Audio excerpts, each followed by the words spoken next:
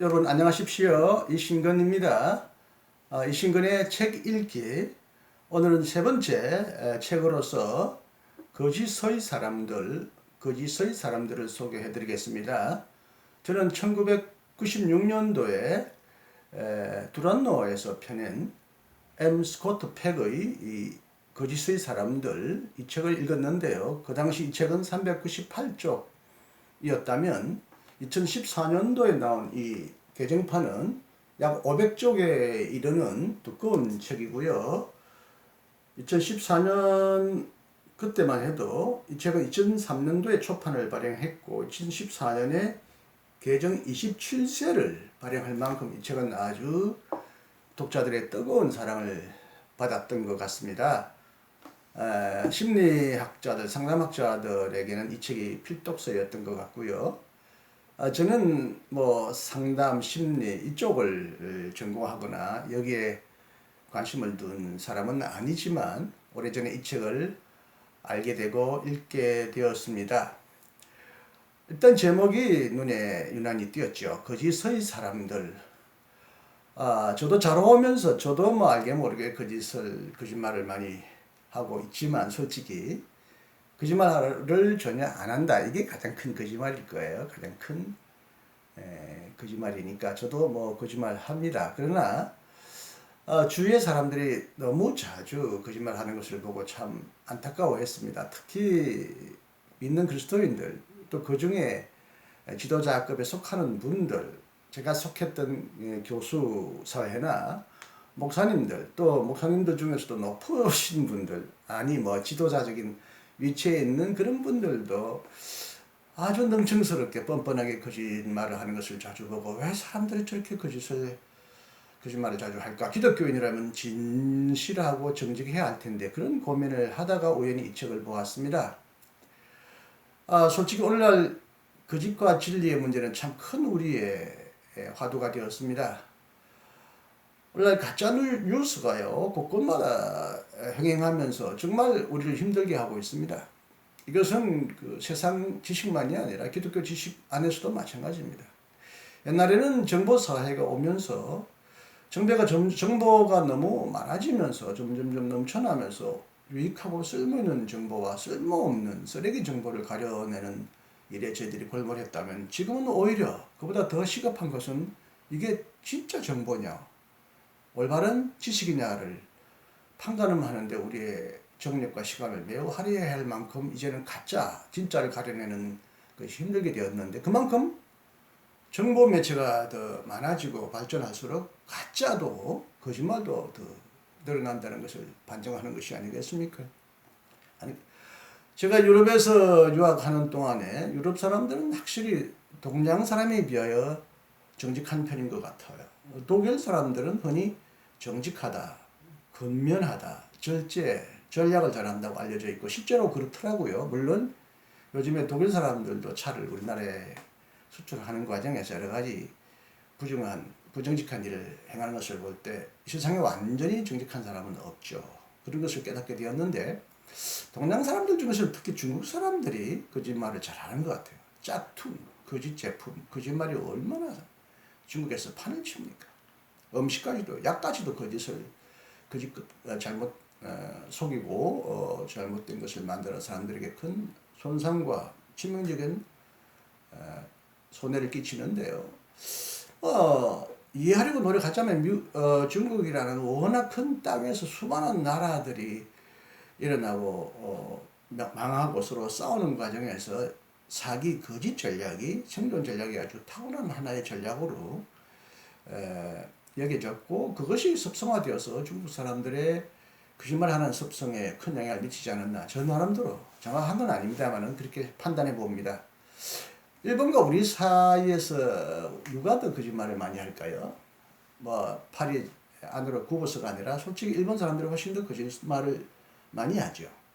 개인적으로 만나면 굉장히 진실하고 겸손하고 친절한 것 같아도 그 속내에는 사실 알 수가 없을 만큼 일본 사람들은 속과 끝이 다를 경우가 많고요. 일본 정부가 우리나라에게 행했던 수많은 잘못한 일을 철저히 합리화하거나 거짓말로 뻔뻔스럽게 지금도 딱 잡았다는 걸 보면 일본 사람들이 우리나라 사람보다도 거짓말 많이 하는 것은 사실인 것 같고요. 우리나라 사람들도 가정에서 정직하기를 배우고 거짓말하면 따끔하게 부모의 매를 맞는 경우도 있었지만 우리나라 사람들도 이제 점점점 어떤 이유인지는 몰라도 우리도 사색당파의 싸움 속에서 좁은 땅에서 싸우다 보니까 거짓말하는 것도 하나의 중요한 아주 효과적인 생존 전략이라고 생각했는지 몰라도 우리나라도 이제는 좀 더 많은 사람들이 거짓말을 하는 일에 가담하고 있어요. 그래서 거짓말하는 이유가 뭘까? 거짓말하게 되는 심리적인 원인이 뭘까? 그 사람들의 운명은, 그 사람들의 관행은, 그 사람들의 습관은 어디에서부터 비롯한 것인가? 그런 것을 고민을 하다가 마치 이 책을 만났고 이 유명한 스카트 팩의 책을 통해서 어느 정도 해답을 얻었습니다. 여러분 잘 아시다시피 스카트 팩, 우리나라 말로 스코트 이렇게 번역하는데 미국 사람들은 스캇 그죠? 스캇 팩은 미국의 정신과 의사고요. 조금 전에 말씀드렸듯이 수백만 독자, 수많은 독자들을 사로잡는 베스트셀러 작가입니다. 이 책 외에도 그의 모든 책이 우리나라에 거의 다 번역이 되어 있습니다. 이 책에서 스카트 팩은 자신이 치료했던 환자들의 정신 분석 과정을 정밀하게 묘사하면서 무엇이 참으로 인간을 병들게 하는지를 집요하게 추적해 나갑니다. 그러면서도 저자는 일반적인 의사처럼 단지 심리적, 정신적인 차원에서만 정신질환을 다루는 데 그치지 않고 그들을 병들게 한, 거짓말을 하게 한 가해자들이 있을 것이다. 대개는 부모들이라고 그러는데요. 그런 사람들도 추적하고요. 더 나아가서 기독교인이기 때문인지 그는 이 거짓말하는 사람들 배후에서 웅크리고 있는 무서운 어둠의 세력, 악령의 실제까지 추궁해 나가는 아주 과감성을 보여주고 있기 때문에 이 책이 훨씬 더 우리에게 끌어당기는 매력이 매우 큽니다.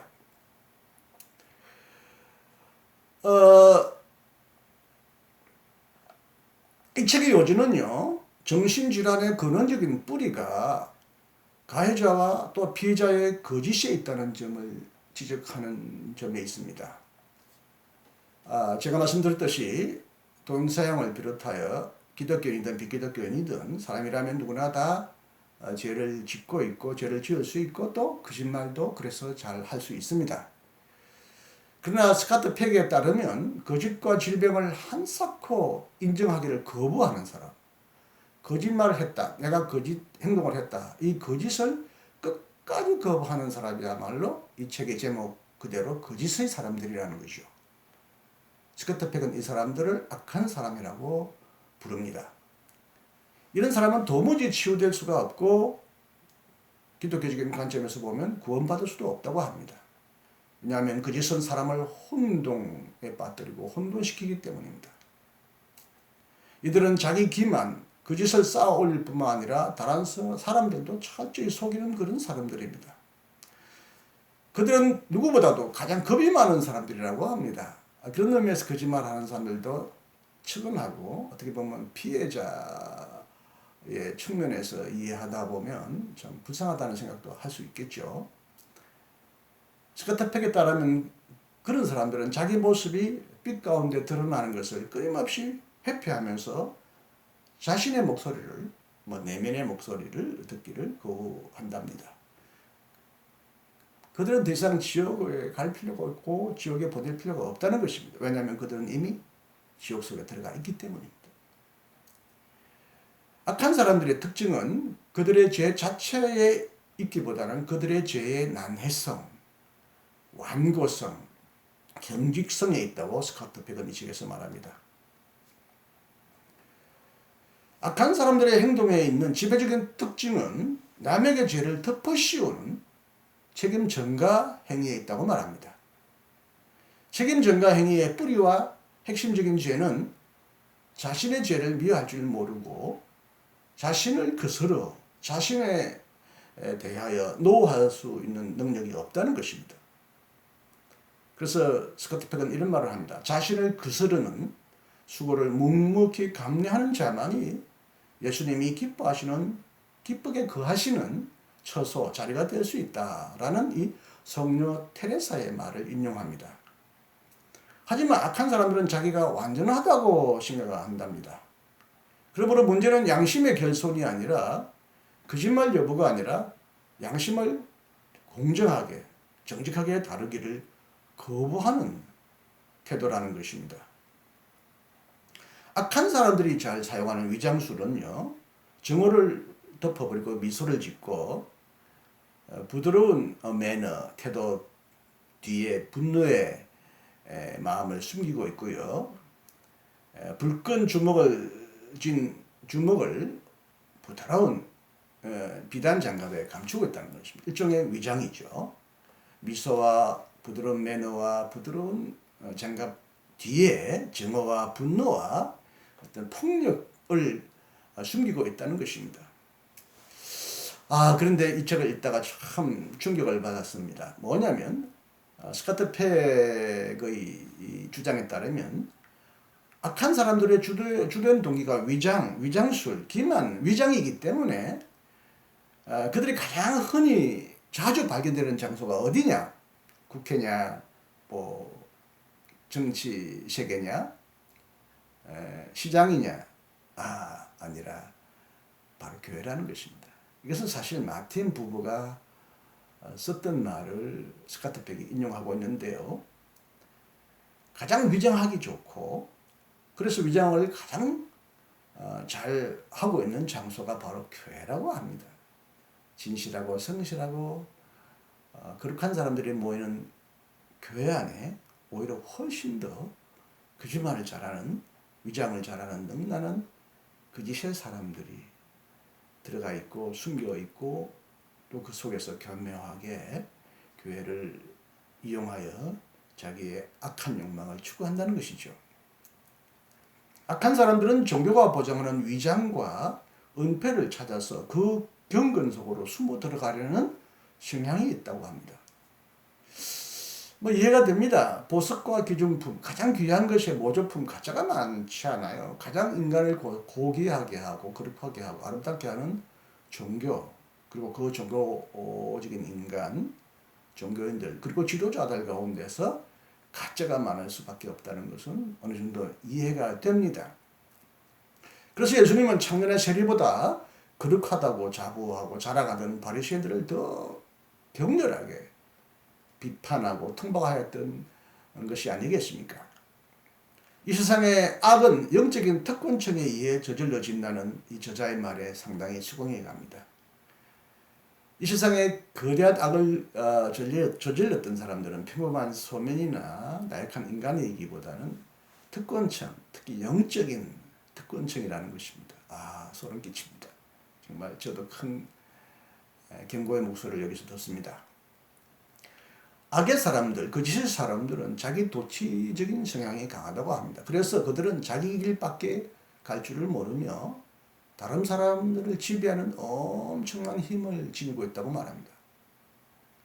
자신의 내적인 죄성과 불완전함을 터무니없이 부정하는 이 오만한 자아상의 원인은 무엇일까? 스코트 팩은 그렇게 묻고 이렇게 대답합니다. 이것은 경험에 의한 유전 현상이라기보다는 그보다는 부모의 사랑과 이해를 충분히 받지 못한 자녀들의 방어 현상일 거라고 스코트 팩은 생각합니다. 악의 피해자로서 가장 전형적인 사람들은 어린아이들이다. 아이들은 우리 사회에서 가장 연약하고 상처받기 쉬운 구성원이라는 이 저자의 지적은 예수님이 아이를 얼마나 소중하게 계시고 아이에게 조그만 잘못을 행한 것도 크게 나무라시면서 차라리 조그만 소자 어린아이를 실족해 하거나 실망케 하거나 상처를 주면 차라리 그거보다는 연자 맷돌을 목에다 걸고 물속으로 빠져 죽는 게 낫다. 어린아이가 얼마나 많은 상처들을 입고 살고 있는지 이것을 예수님이 경고하신 이 사건을 통해서도 우리는 어느 정도 스코트 팩을 이해할 수 있고 그리고 또 동조할 수 있다고 봅니다. 문제는 악에 대한 이런저런 해석이 중요한 것이 아니죠. 악의 추방, 악의 치료, 아니 질병의 치유가 더 중요한 것입니다. 의사는 상담과 기도와 또 축사, 마귀 추방 이런 것을 통하여 환자들을 치료하지만 스카트 팩에 따르면 치료를 행하는 자는 의사가 아니라 하나님이라고 말합니다. 그러므로 치료자는 기도와 의식에서 하나님의 능력이 드러나도록 해야 한다고 말합니다. 그런데 여기서 우리가 꼭 주의해야 할 것은 하나님도 악을 물리치기 위하여 힘, 파워, 흔히 말하면 폭력 이런 것들을 사용하시지 않고 도리어 하나님은 폭력, 힘을 포기하셨다고 말합니다. 무능하게 십자가에 못 박히신 그리스도야말로 하나님의 궁극적인 무기였다는 것이죠. 폭력에 대하여 폭력으로 대항하거나 폭력을 폭력으로 짓누르지 않고 폭력의 고통을 스스로 받고 폭력을 오히려 내려놓을 뿐만 아니라 폭력에 희생당한 그리스도의 십자가 이것이야말로 악을 이기는 유일한 최종적인 무기라고 스카트 팩은 말합니다. 다시 말하면 악으로 이긴 것이 아니라 악을 선으로 이겼다는 거죠. 스카트 팩에 따르면 악을 정복하는 유일한 방법은 인생을 자발적으로 생명력 있게 살아가는 인간 안에서 그 악을 그냥 질식시켜버리는 것이라고 말합니다. 악은 영어로 EVIL인데 이걸 거꾸로 쓰면 life, L-I-V, 생명이라고 됩니다. 라고 할 수 있습니다. 생명이라는 뜻으로 바꿀 수 있습니다. 악은 생명을 파괴하지만 생명은 희생을 통해 생명을 낳는다는 것입니다. 그러므로 악을 사랑으로 이기기 위해서는 자발적인 사랑의 희생이 요구된다는 것입니다. 이것이 바로 십자가에 나타나는 그리스도의 거룩한 희생이라는 것입니다. 그런데 그 희생이 곧 악을 극복하는 이기는 승리의 도구요, 승리의 비결이라고 스카트는 말합니다. 치유하는 사람은 희생적으로 악을 흡수해야 한다고 말합니다. 그렇게 되면 신비하게도 피해자가 승리자로 뒤바뀌게 된다는 것입니다. 저자의 경험과 통찰은 참으로 독자들을 압도합니다. 하지만 저자의 말대로 우리는 정말 조심해야 하고 또 조심해야 합니다. 이 책의 결론을 우리가 무조건 받아들여야 할지 다시 한번 우리는 고민해야 할 것입니다. 스코트 팩도 자신의 책에서 나의 결론을 무조건 받아들이지 말라고 말하고 있습니다. 특별히 스코트 팩이 사탄의 실제를 뒷받침하기 위하여 성서 구절을 문자적으로 그대로 끌어오는 것은 조금 성서에 대한 소박한 문자적 혹은 고전적인 이해라고 할 수 있습니다. 사탄이 실제한다 하더라도 사탄이야말로 자신의 실제를 가장 분명히 드러내지 않고 가장 위장과 거짓에 능숙한 위장의 전문가가 아니겠습니까? 흔히 말하듯이 양의 가죽을 뒤집어 쓴 늑대처럼 천사로 가장하여 빛의 천사로 가장하여 어둠의 세력들은 오히려 인간을 유혹한다는 것을 성경도 말하고 있지 않습니까? 그러므로 우리가 어떤 존재가 사탄이냐 악이냐라고 쉽게 규정하기가 어렵다는 것입니다. 그러므로 정말 사탄을 구분하는 문제는 굉장히 어려운 문제이므로 매우 조심해야 한다고 말합니다. 여기서 한마디 제가 덧붙인다면 미국인인 스카트 팩이 미국이 저지른 잘못을 인정하지 않은 것을 지적합니다. 저는 솔직히 히틀러가 600~700만 명의 이상의 유대인과 더 많은 무고한 양민들을 희생시켰잖아요. 그것에 대해서는 우리가 굉장히 공포감을 느끼고 독일 사람들의 만행을 여전히 지적하고 또 독일 사람들의 잘못을 끝까지 잊지 않고 독일인의 회개를 촉구하고 있는데요. 사실 미국이 청교도인들을 주축으로 미국에 처음에 땅을 받고 또 수많은 유럽 사람들이 미국 땅에 들어가면서 수천만 명, 5천만 명, 셀 수 없는 인디안들을 학살했다는 거예요. 이 일에 대하여 정말 미국 사람들은 진심으로 뉘우치고 보상하며 그렇게 살고 있는지 정말 저도 의문입니다. 무엇보다도 스카트 팩은 미국이 월남 전쟁에서 어마어마한 악행, 폭력, 악을 저질렀다는 것이죠. 이것을 스카트 팩은 분명히 지적합니다.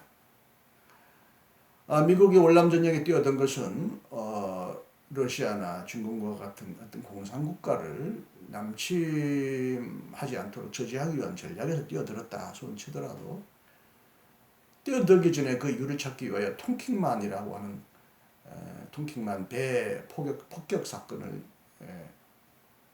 하나의 조작해서 처음에 전쟁에 뛰어들었고요. 어마어마한 민간인들, 사실 월공 사람들과 군인과 민간인이 구분되지 않아서 불가피한 그런 경우도 있었겠지만 어쨌든 광적으로 미친듯이 민간인들을 살상하고 고엽제를 뿌리고 어마어마한 폭탄을 퍼부어가지고 정말 수많은 무고한 양민들을 죽였는데 명분과 목적이 아무리 정당하더라도 이처럼 그들이 저지른 실수나 범죄에 대하여 미국 사람들이 지금까지 솔직히 뉘우치고 회개하고 보상하고 있는지 잘 모르겠는데요. 스코트 팩은 이것을 지적하면서 미국인의 반성을 촉구한다는 의미에서 스코트 팩을 훨씬 더 저는 신뢰하도록 그렇게 이 책이 도움을 준다고 봅니다. 어떻게 보면 양심주의를 원하거나 가장하는 그렇게 양심적이라고 자처하는 많은 미국인들보다도 훨씬 더 양심적이고 혹은 또 양심적이기를 원하는 한 사람의 미국인을 봅니다. 심리치료가요, 양심적인 그리스도인이 쓴 풍부한 경험과 예리한 통찰력으로 쓴 이 책은 정신질환을 치료하는 사람들만이 아니라 오늘 우리 시대를 살아가는 정거지도자들, 평범한 기독교인들에게도 큰 교훈을 줍니다. 우리는 모두 시대의 아들입니다. 그리고 이 땅의 자식입니다. 우리도 얼마나 자주 요한복음 8장 44절에서 기록된 대로 거짓의 아비 노릇을 하였습니까? 우리도 얼마나 자주 자식들과 이웃들을 병들게 하고 하나님조차 아프게 했습니까? 우리도 얼마나 자주 예수님을 다시 골고다에 보내서 십자가에 못 박는 그런 행위를 했습니까? 이 책은 무엇보다도 남의 악행과 다른 사람들의 악행을 꼬집고 질책하기보다는 나 자신을 되돌아보고 반성하게 하고 폭력과 거짓에 못 들어가는 우리의 양심을 매일매일 깨끗하게 닦고 새롭게 출발하도록 그렇게 촉구하는 경고의 책으로 다가옵니다. 저도 자녀를 기르고 또 제자들을 기르는 과정에서 원치 않는 바람직하지 못한 거짓말이나 폭행을 말로 행동으로 했고요. 또 지금도 그 어른 거짓과 폭행으로부터 완전히 벗어났다고 말하지 못하기 때문에 무엇보다도 이 책은 저를 위하여 쓰여진 저의 인생을 바르게 잡아주는 그런 교과서적인 책으로 받아들입니다. 진짜 처소도에서 말한 대로 동서양을 막론하고 특히 동양 사람들은 얼마나 거짓에 능하고 거짓말을 잘하는지 모르겠고요. 기독교인조차 이 거짓 행동에 서슴없이 뛰어드는 것을 보면 참 안타깝게 생각합니다. 최근에 한국에 문재인 정권이 들어선 이후에 여양과 서로 갈려서 싸울 때만이 아니라 거기에 가담하는 사람들, 심지어 종교인들, 기독교인들조차도 서슴없이 어떤 사실을 과장하고 뻥튀기는 것뿐만 아니라 완전히 거짓말을 롱란하게 하는 것. 이 현상을 보면서 저는 참 마음이 안타깝습니다. 모르고 속임을 당해서 저러구나라고 이해가 되지만 분명한 사실을 모르는지 보고도 모른 척 하는지 의도적으로 거짓 전략을 쓰는지 오늘날 많은 그리스도인들도 이 거짓 전술에 속아서 혹은 거짓 전술을 활용하여 수많은 사람들을 기만하며 한국 사회를 어지럽히고 있습니다. 참 안타깝습니다. 이런 현장에서 우리는 정말 어떻게 하면 이런 거짓의 사람들, 악의 실체를 똑바로 보고 그들을 치유하고 악을 극복하여야 할 것인지에 대한 고민을 하게 되는데 이런 고민을 하는 사람들에게 스카트 팩의 이 책은 큰 도움과 실제적인 안내를 해주는 유익한 책으로 여러분에게 추천할 만한 책이라고 생각합니다. 거짓의 사람들. 칼바르트는 인간의 타락과 죄를 여러 가지로 나누었는데 우리나라 말로 끝자가 만으로 요행스럽게 기묘하게 끝납니다. 하나님 앞에 교만한 사람, 교만도 큰 범죄라는 것입니다. 그 다음에 이제 태만, 자기를 또 너무 낮추는 사람, 그것도 일종의 하나의 위장술일 수도 있고요. 지나친 겸손은 차라리 교만보다 못하다 말아 하듯이 겸손도 가장하는 사람이 있죠. 진실하고 솔직하기보다는 자신을 지나칠 정도로 낮추거나 자신을 무능하게 자기를 비참하게 만드는 것도, 태만도 이것도 하나의 죄라는데, 카바르트는 기독교 신학의 역사에서 흔치 않게 여기서 또 하나의 중요한 죄를 지적하는데 그것이 바로 기만이라는 것입니다. 교만, 태만, 기만. 하나의 이데올로기적인 사기, 위장, 이전술, 세상을 온통 그 짓으로 물들게 하는 이 기만도 정말 예수님이 지시고 극복하기를 원하셨던 죄의 한 가지라는 것입니다. 기만, 주여 우리를 기만으로부터 자유케 하시고 정직하게 하고 진실하게 하소서. 기만과 위장과 가식 때문에 얼마나 많은 사람들이 혼동과 정신질병과 심지어 자살과 그리고 전쟁까지 야기하는지 알 수가 없습니다. 주여 진실하게 하옵소서. 완전히 진실하지 못하다면 어제보다 오늘이 조금 더 진실하게 하옵소서. 이 땅에 거짓의 사람들이, 악의 어두운 그림자들이 점점 더 멀리 사라지게 하시고 우리가 그런 일에 크게 쓰임을 받도록 하소서. 그렇게 간절히 기도할 수밖에 없는 그런 깨우침과 뉘우침을 주는 이 거짓의 사람들, 요즘에 나온 책 거짓의 사람들, 비전과 리더십에서 나왔는데, 책을 한번 기회가 되시면 꼭 읽어보시기를 강력히 추천합니다. 강추합니다. 여러분 오늘도 안녕하십시오. 행복하십시오. 감사합니다.